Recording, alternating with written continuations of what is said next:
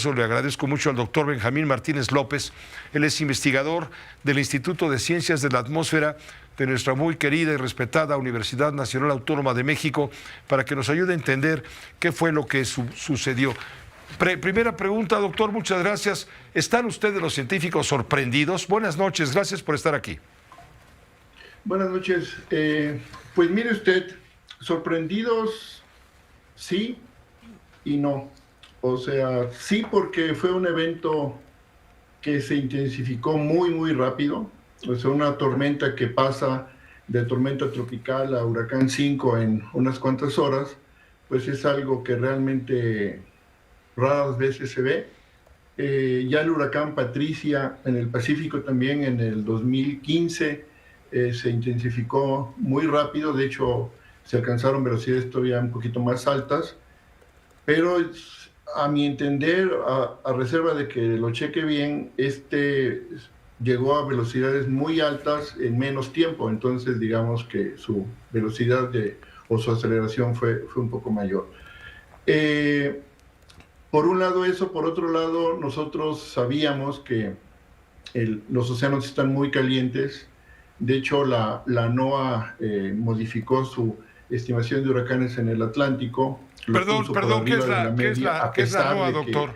De que este niño, digamos, son condiciones malas para los huracanes en el Atlántico, no así en el Pacífico. Pero nosotros ya habíamos comentado que había mucha energía térmica en lo que se conoce como la alberca de agua caliente mexicana. Tenemos ahí temperaturas por arriba de 30 grados. Y estas aguas superficiales son el ingrediente esencial o fundamental para que se formen huracanes, ¿no? Entonces los elementos estaban ahí.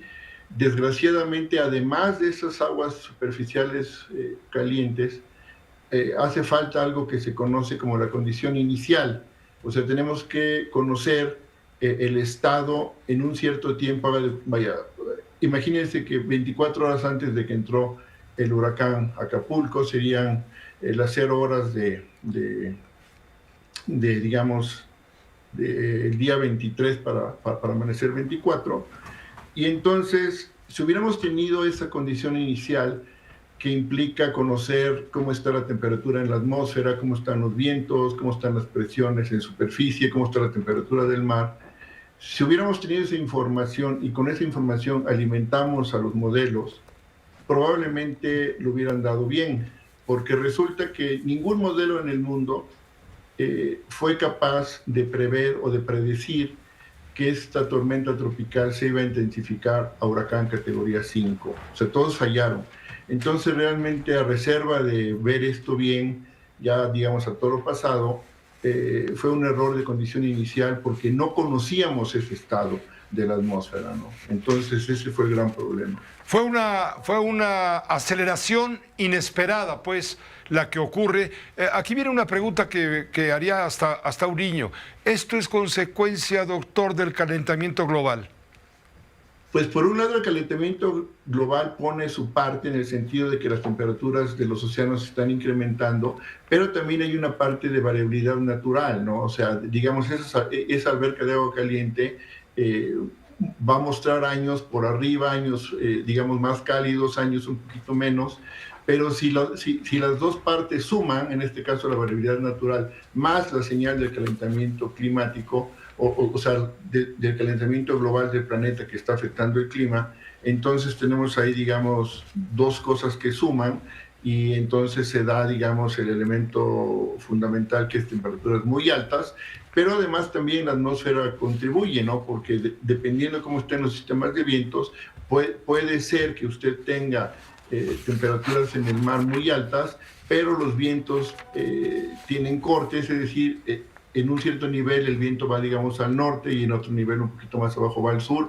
Eso se llama cizalla del viento, y cuando se da esa cizalla del viento, entonces esas aguas cálidas en la superficie del mar, a pesar de que el agua se evapora y ese aire, digamos, se comienza a elevar, debido a esos vientos, esos cortes de viento, no se producen huracanes, ¿no? Que eso es lo que ocurre, digamos, en el Atlántico. Pero en este caso en particular, la atmósfera fue tal, su estado, que permitió que esa convección se agrupara y comenzar a rotar, y rápidamente se intensificó porque tenía, digamos, el combustible en esas aguas del mar bastante calientes, ¿no? Pues vaya lección la que nos ha dejado este fenómeno. Gracias por ayudarnos a tratar de comprender el origen para entender las consecuencias. No había nada que hacer. Creo yo que sí pudo haberse hecho algo en materia de cultura de protección civil, sabiendo que estos fenómenos son factibles. Tenemos que estar un poco mejor preparados, o bastante mejor preparados, en estos lugares que concentran tanta población, que son ciertamente expuestos y peligrosos. Lo más importante es la vida humana. Creo que nos está faltando protección civil. Bueno, sí, o sea, en esto que usted menciona es muy importante, ¿no? O sea, realmente la cuestión de todo, vaya, el huracán es un fenómeno natural, pero el huracán implica vientos, implica precipitaciones, etcétera, ¿no? Entonces tenemos por un lado la marea de tormenta, que es algo que ha estudiado mucho el instituto, y entonces esas condiciones pueden hacer que haya marejadas que van a inundar. Y por otro lado, las grandes precipitaciones, pues el agua que cae tiene que buscar su salida y va a erosionar. Si se construyeron cuestiones, digamos, fuera de regla, pues va a pasar por ahí, va a buscar pasar y va a tumbar todo, ¿no?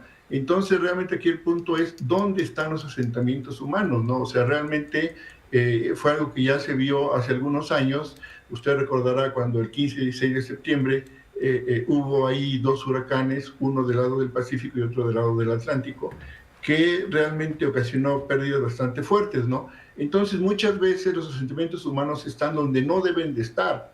Entonces, aquí el punto es que se tiene que hacer un análisis muy detallado donde hay asentamientos humanos irregulares y realmente regularizar todo, ¿no? Porque si no, con este cambio climático que usted bien menciona, vamos a tener eventos extremos más fuertes, que eso implica huracanes, digamos, atípicos, que se intensifiquen, que ocurran donde antes no ocurrían, y todo eso realmente quien lo va a pagar es la gente más desprotegida, que sin saberlo compra o le asignan un terreno donde no debería de construirse, ¿no? Eso es totalmente previsible, eso se puede evitar, y para eso simplemente necesitamos sentido común, ¿no?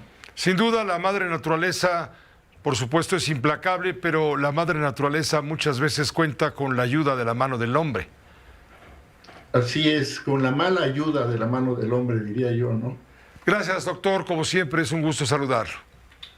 Al contrario, el gusto es mío. Muchas gracias y que tenga muy buena tarde usted y todo su auditorio. Muchas gracias, doctor. Gracias. Que le vaya muy bien. El doctor Benjamín Martínez López, investigador.